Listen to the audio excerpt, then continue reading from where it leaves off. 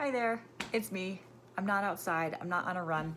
I decided to do something a little bit differently this time because I feel like all I ever do are these little kind of quick videos at the very beginning or in the middle of runs, and then I say I'm gonna check in, and I very rarely, if ever, do.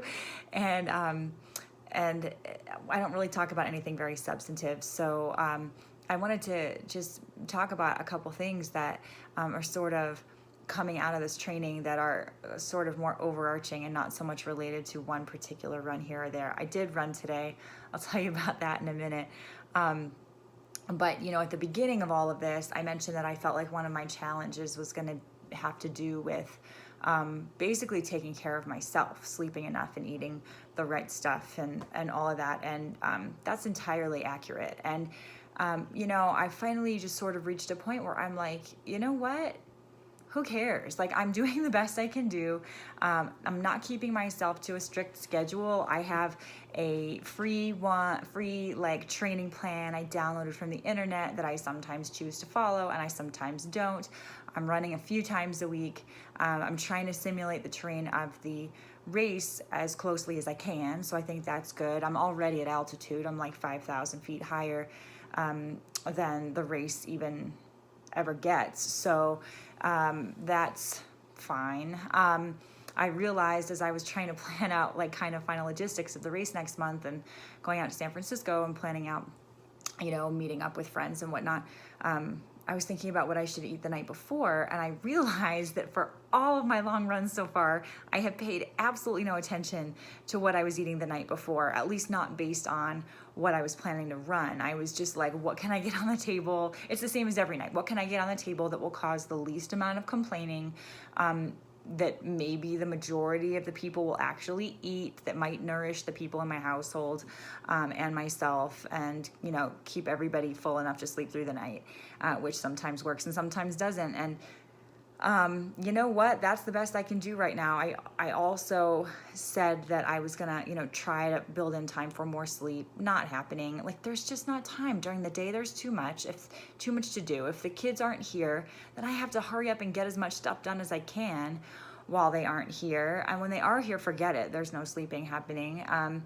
Last night I was out really late and I was seeing the Foo Fighters, who were awesome, and I regret nothing. I'm glad I went. I did manage to keep, you know, alcohol consumption to a very minimum, so that was good.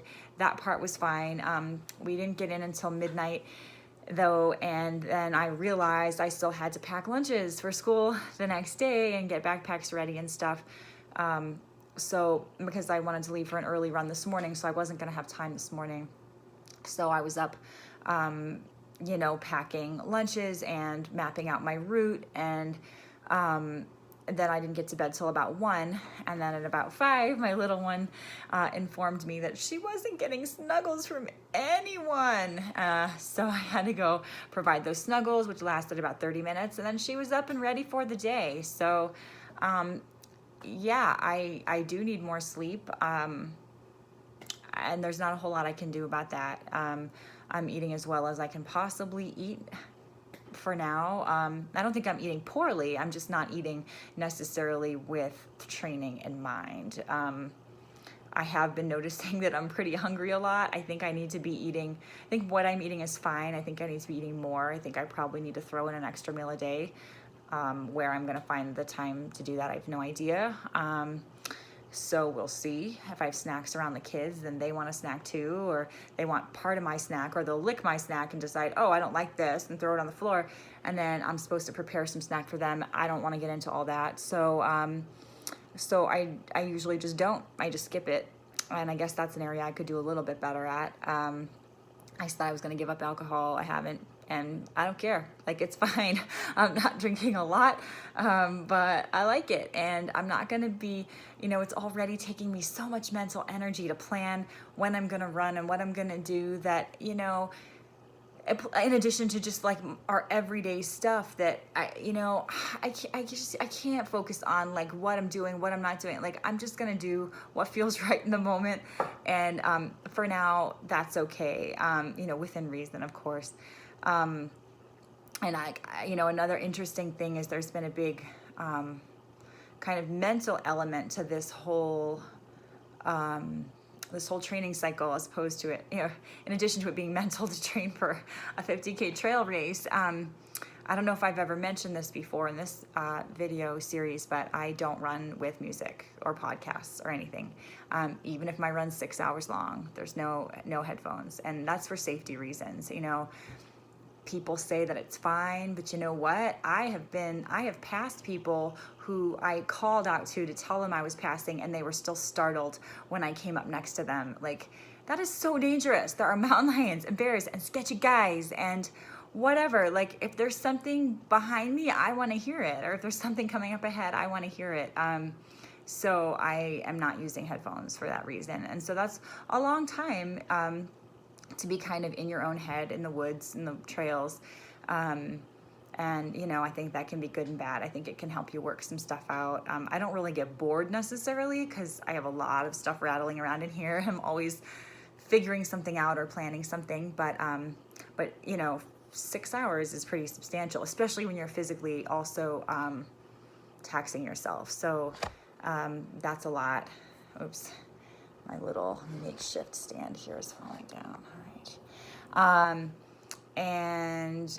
So it's funny. So I have this little calendar that does like a quote a day. It's supposed to be inspirational quotes. And so this happened to be the quote yesterday. This is it here.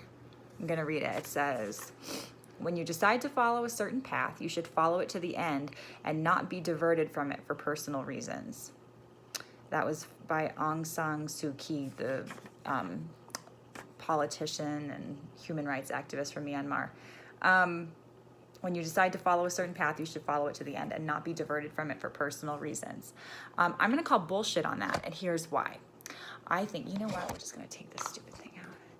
Milk caps. I'm using milk caps as my little stand. I think you shouldn't be diverted from your goal, from your objective. But getting diverted from the path is something else, because you can still get to the same objective via a different path. You don't have to follow the path you think you have to follow necessarily to get to certain places. And I think a lot of us just get inside our own heads and we're like, oh, I'm not doing this right, so maybe I should just give up and not do it at all. And you know what? Screw that. No, just do things the way you have to do them, right? That's what it's taken me till the end of my 30s to figure this out. You know what? Follow whatever path you want to follow to get you where you want to go. I'm not running 100 miles a week, and I'm not going to eat all paleo, and I'm not giving up alcohol, and I'm not giving up ice cream, and I'm not going to stop eating the Halloween candy that they keep putting out in the stores. Now it's finally actually almost Halloween, but it's been out there probably since July. You know what? And it's fine. I'm going to be fine. Am I going to win the race? Probably not. And that's fine, because I never thought I was. I want to finish. Here are the goals. Okay. I want to not sleep, not oversleep, and make it to the race at the right time. I want to complete the race within the amount of time given without getting swept from the course. And I would like to finish without requiring any kind of medical care during or following the event. Those are my goals. I think I can do them. I think it's achievable, living the way I'm living and doing what I'm doing.